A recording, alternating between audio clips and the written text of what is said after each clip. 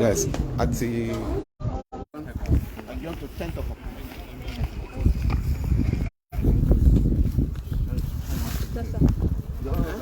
Sọ̀rọ̀ kí la tó fẹ́ sọ. Àwọn ọmọ tó ṣẹlẹ̀ ní akọ́ṣáàrí pé. Everybody kọ́ dìde. Mo ń bọ̀. Maybe she may still be ready.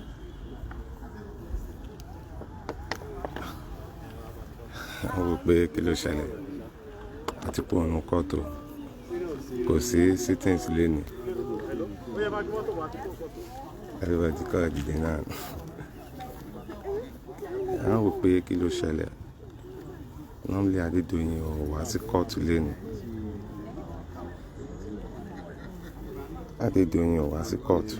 Ààrẹ Adédoyin but kàn rí pé gbogbo àwọn lọ́yà gbogbo ń kọ́ dìde náà ni àmọ́ tó ṣẹlẹ̀ ìdí nìyẹn a fẹ́ ṣe ìwà gbọ́. Bàbá Fẹ́mi Fálànà tó wà ní ẹjọ́ lé kálíbà ìdí kan sí kejì tí a máa mọ láti ẹnu bàbá Fẹ́mi Fálànà reason àti ìdí tí a fi láǹfààní àti gbọ́ ìgbẹ́jọ́ lẹ́nu. Good morning, sir. Yes, sir.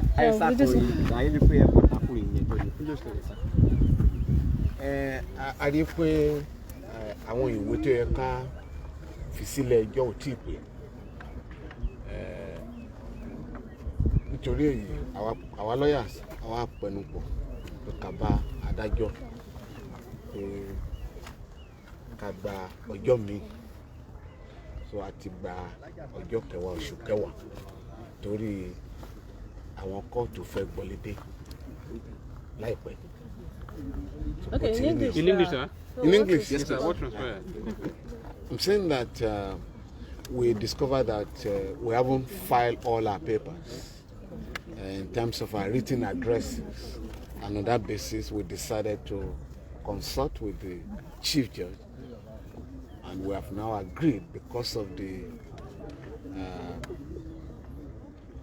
vacation of the court, to adjourn the matter to the 10th of October. That is where we are. Thank you. Thank you, sir.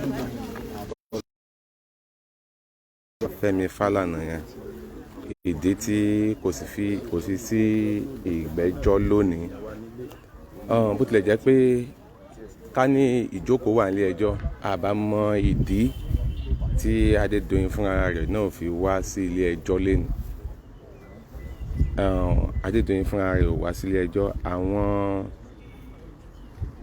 Àwọn olùjẹ́jọ́ 6 tó kù ni wọ́n kó wá sí ilé ẹjọ́. Adédoyin ò wá, ṣùgbọ́n ká ní ilé ẹjọ́ jókòó wọ́n máa sọ ìdí àti ohun tó fà á tí a fi rí Adédoyin gangan fúnra rẹ̀ nílé ẹjọ́.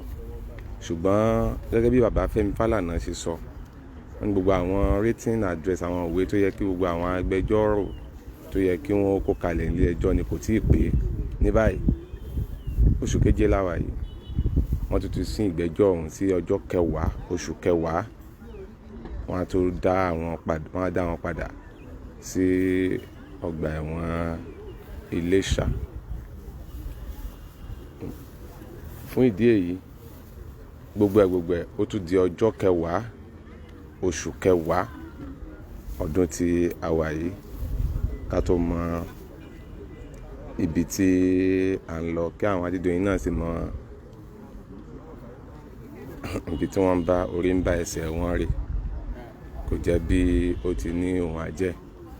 Àwọn olùjẹ́jọ́ 6 tó kù mọ̀ pé tí ilé ẹjọ́ bá ti ṣetán wọ́n á kó wọn padà sí prison.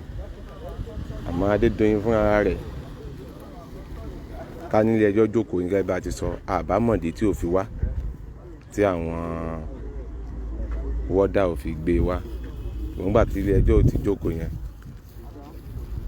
gbogbo ẹ̀ náà ó tún di ọjọ́ 10 oṣù 10 ọdún tá a wà yìí.